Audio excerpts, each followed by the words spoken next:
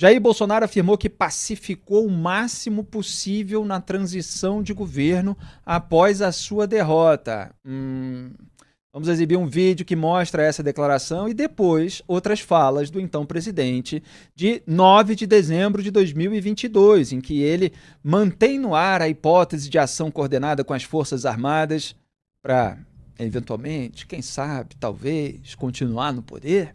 Vamos assistir a essa edição aqui no Bom Sentido, em que a gente mostra o que ele falou hoje e mostra o que ele próprio falou no período da transição ao qual ele se refere. E aí cada um forma o seu juízo. Pode soltar. Ao longo dos 2 meses de transição, não houve ida para confronto, não houve estímulo da minha parte a fazer nada de errado. Obviamente, perdi a eleição, não convoquei ninguém para fazer protesto, fazer qualquer coisa ilegal ou até mesmo legal. Eu simplesmente fiquei recluso. Sempre disse, ao longo desses 4 anos, que as Forças Armadas são o último obstáculo para o socialismo. E quem decide para onde vai as Forças Armadas são vocês. Eu pacifiquei o máximo que pude ao longo dos 2 meses de transição. E quem decide para onde vai as Forças Armadas são vocês. Daí, falou que pacificou e estava lá dizendo que as Forças Armadas eram o último obstáculo ao socialismo e que quem decide para onde vai as Forças Armadas são vocês. Ele falou isso ali na frente do Palácio da Alvorada, se eu não me engano, para vários apoiadores que estavam ali em frente, quando ele quebrou o silêncio, né, como a imprensa repercutiu naquela época esse discurso, embora no próprio discurso ele estava, não estou quebrando o silêncio, ele fez ali um jogo de palavras. Tem a íntegra do nosso programa, que foi feito logo após o relatório da Polícia Federal que indiciou o Bolsonaro, né? Primeiro a PF indiciou, depois a PGR, Procuradoria-Geral da República, denunciou, depois o STF, Supremo Tribunal Federal, tornou o Bolsonaro réu. Então, no programa, que é o indiciamento de Bolsonaro e bolsonaristas, me parece que é esse o título, quem quiser procurar, tem todo esse discurso do qual a gente mencionou aí apenas um trecho, para contrastar com a alegação que o Bolsonaro deu no depoimento de hoje. E o Bolsonaro afirmou que se reuniu com os chefes das Forças Armadas após a derrota eleitoral pelo fato de, aspas, o TSE ter fechado as portas para a gente com aquela multa, fecho aspas, referindo-se à punição imposta ao PL, partido ao qual o ex-presidente é filiado, pelo relatório contra as urnas. Vocês lembram que o PL entrou lá com uma ação que era a ação mais, não é ensaboada, é até difícil escolher uma palavra, mais rasteira, mais leviana, mais sabidamente forçada, porque o próprio PL é o partido que fez a maior bancada da Câmara dos Deputados, elegendo 99 deputados federais, se eu não me engano, naquela ocasião. E aí estava acusando ali o sistema eletrônico de ter sido eventualmente enviesado só no caso da eleição presidencial e no segundo turno, né? Porque o Bolsonaro passou do primeiro turno pelo mesmo sistema eletrônico. Então, quer dizer, é uma narrativa que não parava em pé e quando se via as alegações, menos ainda. Então, o Bolsonaro, no depoimento, ele acabou soltando confessando que ele foi conversar com os chefes militares porque aquela ação do PL resultou numa multa imposta pelo Moraes, aquela multa de 22 milhões de reais. Quer dizer, o TSE, na versão do Bolsonaro, fechou a porta. Então, como eles ficaram insatisfeitos com a decisão do Tribunal Superior Eleitoral, então foram conversar com os militares. Nesse momento, talvez o Bolsonaro tenha entregue ali um argumento que certamente vai ser usado durante a análise do caso dele no julgamento e eventualmente na condenação, que o compromete. Quer dizer, não aceita uma decisão judicial, então vai conversar com as Forças Armadas. Eu duvido que o Moraes não leve isso em consideração na hora do voto dele. E em seguida o Moraes questionou se o Bolsonaro... Ele e o Paulo Gonet, Procurador-Geral da República, eles reforçaram essa questão. É isso que o senhor está dizendo? E o Bolsonaro acabou dizendo, né? Sim, senhor, nas palavras dele. Então o Moraes questionou se um recurso negado pelo TSE deu início a uma conversa sobre estado de sítio, que é um daqueles instrumentos que estavam apontados ali na minuta, ou seja, naquele texto apresentado aos chefes militares. Vamos acompanhar. sobrou para a gente buscar uma alternativa na Constituição que, rapidamente, não foi discutido, foi conversado, hipóteses de dispositivos constitucionais. Como disse o ministro Fux aqui, nada foi assinado, não foi dado um pontapé inicial de nada. Fora daqui, a gente não tem mais o que fazer. E, rapidamente, foi decidido que nada mais podia fazer, tanto é que acalmou tudo e cada um foi cuidar da sua vida. É a segunda vez que o senhor fala isso, então acho que é importante esclarecer. O senhor está dizendo que a cogitação, a conversa, o início dessa questão de Estado de sítio, Estado de defesa, teria sido em virtude da impossibilidade de recurso eleitoral, isso? Sim, senhor. Sim, senhor, disse o Bolsonaro. E aí o Paulo Gonet, procurador-geral da República, perguntou de novo, mais adiante, se o Bolsonaro acha certo, adequado, ele usou uma palavra assim, convocar militares porque estava insatisfeito com a negação do recurso. E aí o Bolsonaro, ele tenta minimizar a situação como se tivesse sido um desabafo, como se ele tivesse chamado ali colegas militares para conversar, e aí afirma que ouviu cada um, aproveita, claro, como ele fez várias vezes ao longo desse depoimento, para dar uma alfinetada no Carlos de Almeida Batista Júnior, que era o comandante da Aeronáutica, que foi o mais incisivo no depoimento sobre o que o Jair Bolsonaro fez ali na apresentação para os chefes militares, na recusa em aderir a um golpe de Estado travestido de medida constitucional. Então existe essa confusão patrimonialista entre aquilo que é público e o que é privado.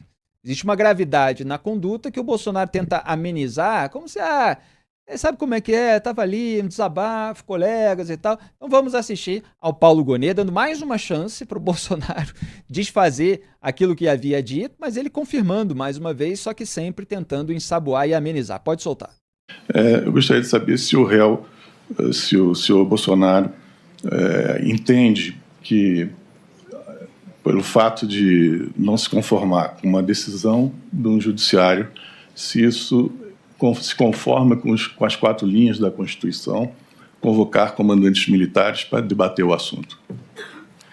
Olha, foi um convite. Por que comandante militar? Tem a mesma formação minha, fizemos a mesma academia, fizemos as mesmas escolas de aperfeiçoamento. E o militar, nas horas boas e ruins, estão contigo. Eu não tinha clima para convidar ninguém para discutir qualquer assunto. Sobrou a eles, né? Até como um desabafo ali, não entre nós, eu para com eles. E eu ouvi o Paulo Sérgio, ouvi o Freire Gomes, ouvi o Garnier, e não pude ouvir muito ali o Batista Júnior, porque ele pouco falava, quase nada falava, ele nem leu o que seria a tal da minuta que ele acusa, ele declarou que nem chegou a ler aquele assunto. Então o militar é aquele que está do teu lado nas horas boas e na hora ruim. E eu confesso que muita coisa que eles falam eu absorvi. E chegou à conclusão rapidamente que não tinha mais o que fazer. Tá aí o Jair Bolsonaro, o Ricardo Kertzmann, repare que ele fala assim, os militares, eles estão com você na hora boa ou na hora ruim, mas ao mesmo tempo ele está ali alfinetando o Batista Júnior, só que ele era presidente da República. Eles eram chefes das Forças Armadas. Quer dizer, não é um encontro casual de pessoas numa mesa de bar. Ele estava insatisfeito com uma decisão do Tribunal Superior Eleitoral, foi lá chamar os militares e apresentar ali os considerandos, né, que tudo ele tentou relativizar ao longo do depoimento. Mas eu acho esse trecho muito emblemático e certamente vai pesar contra o Jair Bolsonaro. O que você destaca? Felipe, com certeza sim, até porque, como você mesmo disse, como a gente acabou de assistir, isso foi reforçado pelo procurador-geral depois da pergunta já feita pelo ministro. O Bolsonaro, ele inconformado com uma decisão judicial, ao invés de chamar o AGU, ou o ministro da Justiça, ou um advogado, ele resolve reunir a cúpula das Forças Armadas e quer fazer todo mundo acreditar que aquilo era uma simples conversa. Felipe, eu te confesso que de tudo que eu assisti do ex-presidente Jair Bolsonaro falando, me chamou a atenção a postura dele. Porque, olha, ou ele não entendeu ainda a gravidade do que ele está sendo acusado, ele não entendeu ainda a gravidade desse julgamento, a gravidade das penas que muito provavelmente vão ser impostas a ele, ou ele realmente está totalmente descolado dessa realidade, ou então, Felipe, se trata de uma pessoa que eu não acredito, com altíssimo grau de controle emocional, com uma capacidade ímpar de se manter meio que frio, além da conta, com isso tudo, porque ele fez piada, ele fez chacota, ele falou mal dos apoiadores que foram lá para Brasília protestar, né, estando do lado dele, ele ironizou as pessoas que depositaram dinheiro naquela vaquinha, fez palanque político, fez pregação ideológica, caiu em contradição o tempo todo. Você já apontou isso agora no começo, mostrando o vídeo, a diferença entre o que ele falou e o que ele praticava quando era presidente. Em um outro momento também interessante, que ele fala que ele nunca atuou de forma autoritária com os ministros, ele nunca pressionou os ministros. Ora, durante a Covid, a gente teve simplesmente a troca de 3 ministros, até ele chegar no último, no Queiroga, no Marcelo Queiroga, e teve uma moça também, uma cardiologista que abdicou, que declinou do convite, e ele foi trocando ministros porque não aceitavam aquilo que ele queria. Tem uma reunião ministerial em que ele fala que vai interferir sim, ele tem o poder e vai interferir. Ou seja, não é o Bolsonaro bonzinho, né, que o tempo todo se mostrou lá, pediu desculpa por excessos, admitiu que fala demais e de forma indevida. Jamais foi esse Bolsonaro que a gente assistiu durante a presidência. E sinto muito para ele, se, como presidente da República, ele tomou todos esses atos que configuram, Felipe, aos olhos de toda a sociedade, de boa parte do mundo jurídico, configura tudo. É por isso que ele está sendo processado. Muito bem, Duda Teixeira, o que você destaca a respeito desses vídeos que a gente mostrou no primeiro bloco? Eu mostrei ali o Bolsonaro de hoje, 10 de junho de 2025, versus o Bolsonaro do período da transição, 9 de dezembro de 2022, e mostrei ali o trecho em que ele reconhece que foi falar com os chefes militares porque ficou insatisfeito com a recusa ali do recurso contra a decisão do Tribunal Superior Eleitoral. O Ricardo comentou ali, né? O Bolsonaro caiu em contradição o tempo todo. É isso mesmo. Você, Felipe, pegou essa daí. Realmente a gente fica com dificuldade de ver uma conexão entre as coisas, né? Puxa, então tem lá um recurso do PL sobre as urnas eletrônicas, não deu certo, vai e chama os chefes das 3 forças militares, né? Você fala, puxa, por que sei lá, não chamou um ônibus para Pernambuco, né? Tipo assim, não faz o menor sentido, não tem ligação, não tem lógica entre as coisas, né? Mas tem uma outra contradição que eu percebi aí, porque o Bolsonaro fala, não, por que você chamou os militares? Não, é porque eles são aqueles que estão com a gente nas horas boas e nas horas ruins, né? Tipo assim, a melhor pessoa para você pedir um conselho, a hora que você está ali meio mal, que uma coisa deu errado, você chama os militares, fala assim, gente, vamos lá, né? E aí vamos lembrar da história do Jair Bolsonaro, porque o Jair Bolsonaro foi expulso das Forças Armadas. Ele escreve um artigo lá nos anos 80, na revista Veja, pedindo ali aumento de salário para os militares. Depois, acho que a própria Veja sai com uma matéria falando que ele tinha um plano ali, tinha até um desenho do plano de explodir bomba em quartel, uma coisa assim, e ele é expulso das Forças Armadas. E a campanha, a maior parte da carreira dele não é uma carreira militar, como algumas pessoas imaginam, mas é uma carreira política, né? Ele sai como vereador, depois vai ascendendo no legislativo, sempre com essa bandeira de que eu represento os militares, mas nunca consegue, de fato, ser incorporado de verdade aos militares. E quando ele é eleito presidente, ele tem apoio desses militares que já estão meio aposentados, né, que já não mandam em nada. E aí agora vem com essa de que os militares são os melhores conselheiros quando você está com problemas. Aí ficou muito estranho. Pois realmente essa fala dele que os militares estão com você das horas boas e das horas ruins. Vai ter um disque militar, uma cara né? de pau. O presidente da República indo falar com o chefe das Forças Armadas, porque essa expressão, como ela é um nome, às vezes a gente esquece o significado. São as forças que têm armas de fogo. São as forças que estão lá para a defesa do povo, defesa do território nacional, numa eventualidade de guerra, etc. Não para que um político insatisfeito com uma derrota eleitoral e com a recusa de um recurso do Poder Judiciário vá acioná-las. Então, assim, realmente é de um nível de cara de pau muito grande. Senão é como se ele fosse chorar no ombro amigo dos chefes militares. Só que tem um detalhe, foi chorar no ombro amigo dos chefes militares apresentando uns considerandos. Vocês sabem o que são os considerandos, né? Naqueles documentos, assim, considerando que o tribunal fez isso, considerando que não há isso, considerando que eu decreto o estado de sítio, eu decreto o estado de defesa, com ato contínuo, operação de garantia da lei e da ordem, a GLO.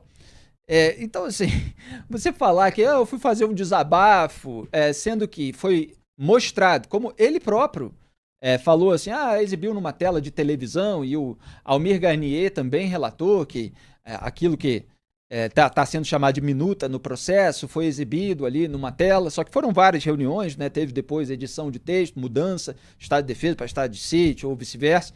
Então foi mostrado várias vezes, quer dizer, não foi um simples desabafo com os amigos. É claro que essa narrativa, ela não cola, ela fica realmente ridícula, e aqui a gente tem que apontar. É claro que a gente sempre sabe qual vai ser o comportamento daquelas pessoas cheias de viés, diante de um depoimento de Jair Bolsonaro. Você tem toda a parte que passa pano, a parte que oculta as informações mais comprometedoras, que vai dizer que tudo foi desmoralizado na investigação, etc. Você tem aqueles que são aqueles que consideram qualquer pessoa que está à direita fascista, nazista, etc., mas não destacam ali os elementos que são realmente comprometedores, e aqui a gente vai analisando com base naqueles pontos fundamentais da questão, aqueles que podem decidir o julgamento para um lado ou para o outro. Ricardo Kertzmann. Ô Felipe, eu me esqueci de comentar, mas eu anotei aqui uma passagem bastante interessante, porque num determinado momento em que o Bolsonaro argui em sua defesa que ele tentou desmobilizar todas as pessoas que estavam fazendo aquela pregação golpista, querendo intervenção militar e tudo mais, ele vai e explica que não, olha, eu inclusive vim a público e falei que as pessoas, que todas as manifestações pacíficas eram bem-vindas, que a gente não poderia fazer a mesma coisa que o outro lado, e começa a dizer que em todos os anos de mandato dele não teve manifestações violentas e tudo mais. Só que ele esqueceu de dizer, óbvio que esqueceu aqui, é uma ironia, e o que ele não disse é que, primeiro, essa fala dele, Felipe, ela veio 40 horas depois do resultado das eleições, porque, para quem não lembra, ele se fechou dentro do palácio e não aparecia, não comentava, não dizia nada. E antes dessa fala dele, que de fato ele dizia para as pessoas fazerem manifestações pacíficas que seriam bem-vindas, eu vou abrir aspas para o que ele disse antes aqui, que ilustra bem o que o Jair Bolsonaro falava e o que ele depôs hoje. Abre aspas para ele. Quero começar agradecendo os 58 milhões de brasileiros que votaram em mim no último dia 30 de outubro. Os atuais movimentos populares são frutos de indignação e sentimento de injustiça de como se deu o processo eleitoral. Então, esse preâmbulo, ele esqueceu de dizer para o ministro Alexandre de Moraes hoje. Pois ele instigou que houvesse manifestação por todas essas declarações. Algumas a gente mostrou, outras a gente citou. Então, assim, ele não desmobilizou manifestação, isso foi questionado para ele durante esse depoimento várias vezes, mas ele sempre tenta sair assim pela tangente. E nesse trecho que eu mostrei no começo, ele fala que ele não incentivou nem manifestação legal e tal, etc. A produção tá tendo eco aqui no estúdio, algum som tá vazando aqui. O vídeo do Rafael Rosenstein tá vazando aqui, por algum motivo, obrigado, não tem nada a ver com essa pauta. Então, voltando, eu tava falando que o Jair Bolsonaro, naquele vídeo que eu mostrei no começo, ele fala que não incentivou qualquer tipo de manifestação. No entanto, as falas dele mostram que ele estava curtindo que as pessoas estivessem se manifestando contra o resultado eleitoral. Aquilo, para ele, é a mostra de que o povo estava do lado dele, era alguma força que ele estava demonstrando, que ele poderia usar para eventual barganha. Então, a gente apontou isso em tempo real naquela época. E agora quer fingir que não fez nada para incentivar, que ficou simplesmente recluso, ou que desmobilizou completamente e tal. Isso não cola. As poucas palavras que ele disse que foram mais nesse sentido, nós não somos como a esquerda e tal, tipo, talvez não seja no sentido de vandalizar. Ele disse muito tempo depois, sob muita pressão, inclusive dos políticos, alguns aliados dele, porque ele não estava querendo falar absolutamente nada. E o Bolsonaro afirmou no depoimento que em momento nenhum agiu contra a Constituição, mas admitiu que muitas vezes falava o que não devia falar. Aliás, isso aconteceu muitas vezes ao longo do depoimento, que é o Bolsonaro, o que ele não faz, o que ele não fez durante 4 anos, fazendo a distinção, claro que é para tentar se proteger no julgamento, de retórica e prática. Quando ele fala para massa, quando ele fala para o povo, e muitas vezes ele confunde isso, ele acha que o povo são os apoiadores dele, ele não faz essa distinção de, isso que eu estou falando aqui, tem uns exageros, tem uma entonação e tal, é retórica, é uma retórica que eu trago desde o tempo de deputado. Não, ele fala como se tudo fosse verdade. Aí na hora que ele está sendo julgado, ele quer falar para os juízes, quer falar para o procurador-geral, não, veja bem, isso é retórica, isso não é exatamente o que eu estava fazendo.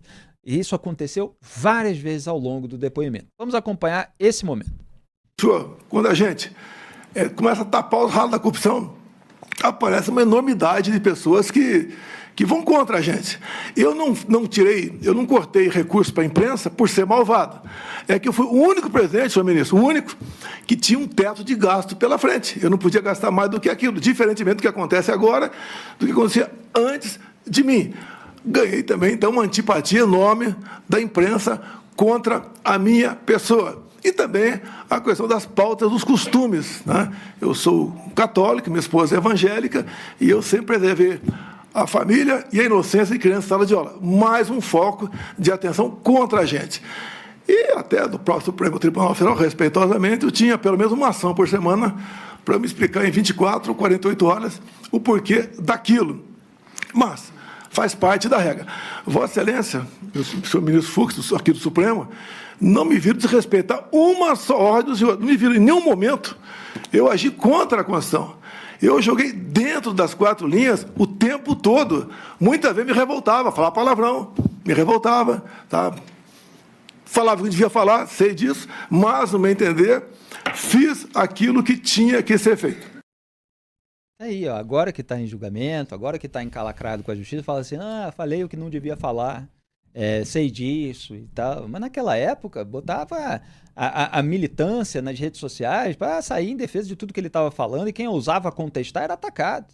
Como ainda é, na verdade. Será que daqui a um tempo ele vai falar que algumas coisas que ele fala hoje, ou que a sua família fala, também são simples retórica, exageramos um pouquinho aqui e ali? O que ele fala a respeito da imprensa é para enganar muita gente também. Não foi esse corte todo. Quer dizer, você tirou verba de publicidade de uma grande emissora de TV, no entanto, teve verba de publicidade que foi canalizada para outras emissoras de empresários amigos. Falar isso diante de mim, conheço bem, vivi essa época, sei exatamente o que aconteceu numa parte do mercado da comunicação que se alinhou ao governo Bolsonaro. Ricardo Kertzmann, o que a gente viu nesse último vídeo, exibido no fim do último bloco, é a postura vitimista de Jair Bolsonaro. Ele, ao mesmo tempo, reconhece agora, só agora, que pode ter exagerado nas falas, que a retórica, sei que falei algumas coisas que não devia, etc. E, quer dizer, ele assume esse lado aloprado do discurso dele e, ao mesmo tempo, posa de vítima de reações e críticas a esse discurso. E aí aproveita para ir alfinetando, né? Se a imprensa estava me criticando e tal, é porque eu cortei verba e tal, sendo que não cortou de todos os veículos, né? Às vezes tirou de um, mandou para outros. Então, tem essa duplicidade nas declarações do Jair Bolsonaro. O que você destaca? Eu destaco que ele conta ou muita mentira ou meia verdade com relação a esses números, principalmente. Ele fala que ele tinha um teto de gastos a cumprir, então ele não furava esse teto. Isso não é verdade. Ele, durante os 4 anos, ele estourou o teto de gastos em quase 800 bilhões de reais. É verdade que a maior parte disso, Felipe, se deu por causa da pandemia. Mas vamos lembrar que ele deixou mais de 200 bilhões de reais de despesas contratadas para o ano seguinte do primeiro ano do mandato do presidente Lula. Então já começa por aí. Quando ele fala também em um determinado momento que ele não utilizou 1 centavo do cartão corporativo, a gente acompanhou todas aquelas motociatas que ele fazia, e à época foi denunciado que às vezes ele parava em postos de gasolina com aquele bando de gente e pagava o lanche de todo mundo com cartão de crédito. Olha, tá certo, eram despesas pequenas ou não, mas não dá para poder dizer eu era santo e não fazia nada errado. Uma coisa que eu lembrei, Felipe, e durante a oitiva, durante o inquérito, eu achei que iam perguntar para ele, e surpreendentemente não foi perguntado, principalmente por parte do ministro Alexandre de Moraes, é que uma das falas intempestivas, né, e aí pouco importa se era explosão, se era pelo temperamento dele, porque é essa justificativa que ele deu hoje, mas uma das falas mais graves foi aquela, e eu não tenho certeza agora se foi em São Paulo ou em Brasília, mas foi em 7 de setembro, em que ele disse para uma multidão que este presidente não mais vai cumprir ordens do ministro Alexandre de Moraes. Isso aí foi interessante, a meu ver. Eu não sei se isso escapou desse depoimento, se escapou das perguntas, mas eu acho que é uma das falas mais graves que ele já tinha cometido até então.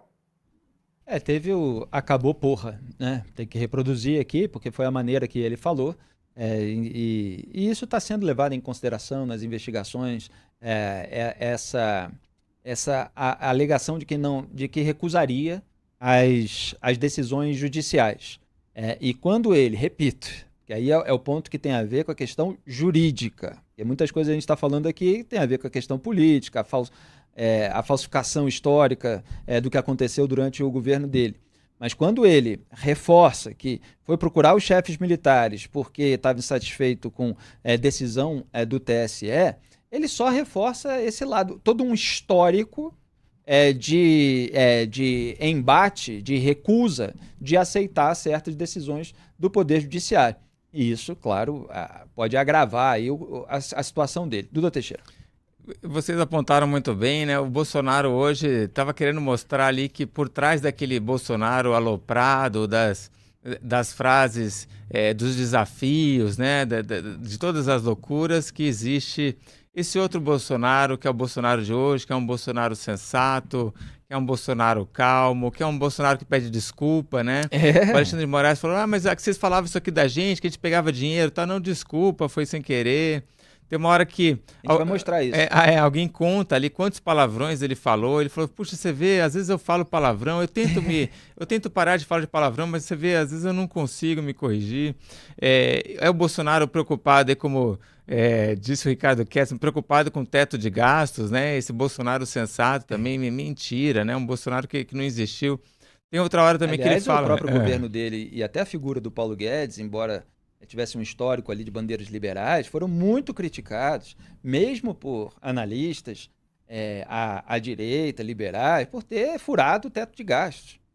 Quer dizer, essa foi uma crítica feita ao governo Bolsonaro. Então ele vai ali ensaboando e falseando a realidade. E outra do Bolsonaro sensato de hoje, ele fala assim, puxa, tinha gente preocupada lá que eu ia baixar o preço do combustível da Petrobras, como se eu pudesse fazer isso com uma canetada. Poxa, vamos lembrar de todas as tentativas de intervenção na Petrobras do Jair Bolsonaro, né? Ele que chegou a dizer que a Petrobras tinha que ter um viés social, trocava... Por que tinha uma rotatividade... 4 vezes, né, o presidente uma rotatividade enorme de presidente da Petrobras, porque os presidentes não aceitavam acatar as ordens dele e aí ele trocava o presidente o tempo inteiro. Ele tentou, não conseguiu. Inclusive, o Castelo Branco, que deu entrevista aqui no Papo Antagonista, ele fala em livre, confirmou aqui, só não quis dizer, evidentemente, a emissora, que houve pressão para que houvesse canalização de verba da Petrobras para a emissora amiga. É bom lembrar esse depoimento, porque até contradiz aí o Bolsonaro falando de corte e tal, para a imprensa, etc. Ora, pode ter acontecido com um outro veículo. Agora, com vários outros, elevaram a sua quantidade de verba de publicidade durante o governo Bolsonaro. E isso tem consequências editoriais. A gente sabe, porque a gente é jornalista no mercado da comunicação e muitas vezes teve que lidar com certas mudanças de rumo. Alguns no mercado aceitam mudar princípios, passar pano, etc. Outros não aceitam. Outros caem fora, principalmente se são pessoas ali da linha de frente, que estão diante da câmera, que fazem as suas análises, que dão as suas opiniões, que têm um compromisso com fazer a cobertura jornalística relevante em relação à política. Diga, Duda. E outra frase do Bolsonaro sensato de hoje que não cola é essa de que ele estava tapando ali o buraco da corrupção, né? Pô, é o cara que foi lá e falou, eu enterrei a Lava Jato, né? Eu acabei com a Lava Jato, é isso. Pois é, no começo desse vídeo que a gente mostrou, deu uma gargalhada aqui. Não, porque quando a gente toma medidas, né, contra a corrupção, muita gente fica insatisfeita com a gente. Esse é o ex-presidente, mas na época era presidente, que falou com o maior orgulho e acabou com a Lava Jato. E não foi só retórica, porque os bolsonaristas falam, não, mas ele quis dizer que no governo não havia mais corrupção. Ainda que fosse nesse contexto, e apenas isso, como é que o presidente acaba com uma força-tarefa se ele entende que a força-tarefa está combatendo a corrupção, com o risco que ele tem de perder a eleição e o país voltar às mãos de adversários que foram atingidos pela força-tarefa sem que ela exista? E foi o que aconteceu. Ele entregou o Brasil de volta para o PT sem a existência da força-tarefa. E eu repito, teve a medida prática. Ele que indicou o Procurador-Geral da República que extinguiu, na prática, oficialmente, a força-tarefa da Lava Jato, o Augusto Aras. Então, assim, tem muita conversa fiada ao longo desse depoimento, mas é claro que você tem aí todo um espectro político e ideológico que não vai mostrar isso, mas a gente mostra aqui, seja qual for o lado. Perguntado por Moraes sobre a alegação feita por ele de que os ministros estariam levando dinheiro nas eleições, e ele falou ali de 30 milhões para o Fachin, 30 milhões para o Barroso, 50 milhões para o Moraes, o Bolsonaro disse não ter indícios e pediu desculpas. Olha só, o bolsonarinho paz e amor, que fica pianinho na hora do depoimento. Mas é que não era para ser filmado, né? Então, se a reunião não era para ser filmada, aí podia fazer qualquer tipo de acusação, é isso? Vamos assistir ao vídeo. Quais eram os indícios que o senhor tinha que nós estaríamos levando 50 milhões, 30 milhões de dólares? Não tem indício nenhum, seu ministro. Tanto é que era uma reunião para não ser gravada, um desabafo, uma retórica que eu usei. Se fosse outros 3 ocupando, teria falado a mesma coisa. Então, me desculpem, não tinha essa intenção de acusar de qualquer desvio de conduta dos senhores 3. Se eu puder complementar. Por favor. Por ocasião das eleições, agora propriamente dito, logo um pouco avante isso aí. Acredito, senhor ministro, que foi um pouco disfuncional. Eu não pude, por exemplo, por decisão do TSE, fazer live do Alvorada. Eu tinha que ir na casa de um conhecido para fazer uma live. Eu não pude, por ocasião do horário eleitoral gratuito, usar as imagens de 7 de setembro, usar as imagens minhas na ONU. E não pôde fazer campanha do Alvorada. Tem aquela questão, né, já foi tema até de debate aqui, do político que está no cargo, fazer campanha eleitoral com o uso daquela estrutura. É claro que, enfim, pode haver opiniões contra ou a favor, mas tem vários casos em que isso realmente não é permitido. E ele cita ali outro exemplo. Mas o fato mais importante desse vídeo é o começo. Ele fala, não tinha indício, desculpa aí, né? Foi mal aí. Tava acusando. Quer dizer, ele usava qualquer tipo de narrativa para fazer as pessoas do seu entorno e o seu público se voltarem contra os ministros do Tribunal Superior Eleitoral. Nós temos várias críticas aqui ao longo de 20 anos de carreira ao Fachin, ao Barroso, ao Moraes, a decisões do TSE, a decisões do STF. Agora, a gente não sai acusando as pessoas de receber 30 milhões de reais só para instigar o ódio das outras contra elas e gerar mais manifestações ou colocar ali os seus aliados dentro dessa mesma página de que a gente tem que reagir, tem que fazer alguma coisa antes, porque esse era o tom da reunião de 5 de julho de 2022 que acabou sendo gravado. Bolsonaro não queria que fosse gravado.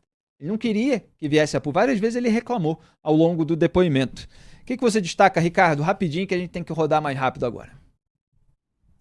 Essas falas todas eram de uma gravidade, Felipe, porque se elas não ficavam apenas no campo da bravata da retórica, essas falas eram compartilhadas milhares, milhões de vezes em grupos de WhatsApp e em redes sociais diversas, que fizeram com que boa parte da sociedade brasileira acreditasse nisso.